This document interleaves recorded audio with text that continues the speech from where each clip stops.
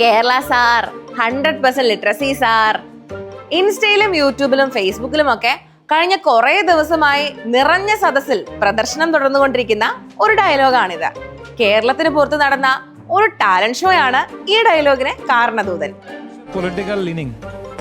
Political leaning? I don't watch politics. Don't have any political opinion. No. Did you vote? Me? No.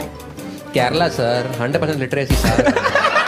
ഈ dialogue വീണ് നിമിഷങ്ങൾ കഴിഞ്ഞില്ല, ഇത് പറഞ്ഞ പഞ്ചാബിയെ വലിച്ചു കീറി തേച്ച് പാളീസാക്കി ഭിത്തിയിൽ ഒട്ടിച്ചു കളഞ്ഞു നമ്മുടെ മലയാളികൾ.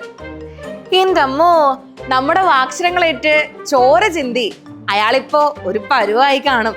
കുറെ നാളത്തേക്ക് അയാൾക്കിനി ഇൻസ്റ്റയും ഫേസ്ബുക്കും തുറക്കേ വേണ്ട.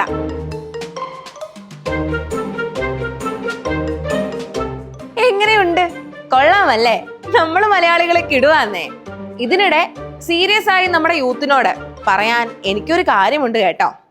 ഇതേ ടാലന്റ് ഷോയ്ക്കിടെ ജഡ്ജസിനോട് നമ്മുടെ മലയാളി പെൺകുട്ടി വലിയ ഗമയിൽ പറഞ്ഞത് I don't know politics, I'm not interested, no opinion എന്നൊക്കെയാണ്.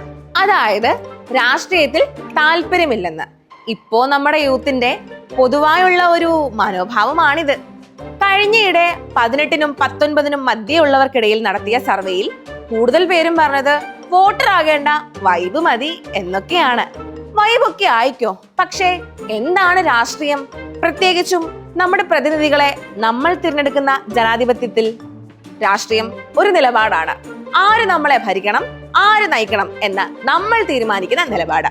കാരണം ഭരിക്കുന്നവരാണല്ലോ നമുക്ക് വേണ്ടി നയങ്ങളും നിയമങ്ങളും ഉണ്ടാക്കുന്നത്. അതാണല്ലോ നമ്മുടെ ഭാവി നിർണയിക്കുന്നത്.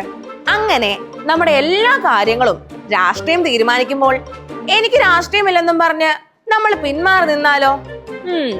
ഒരു രക്ഷയുമില്ല. നമ്മൾ മാറി നിന്നാലും രാഷ്ട്രീയത്തിന് നമ്മളെ മാറ്റി നിർത്താനാവില്ല. അത് നമ്മളെ മുറുകെ പിടിക്കുക തന്നെ ചെയ്യും. അതുകൊണ്ട് അരാഷ്ട്രീയവാദമല്ല നമുക്ക് വേണ്ടത്. നമുക്ക് വോട്ട് ചെയ്യാം, വൈബാകാം. ബൈ. Media Village Television.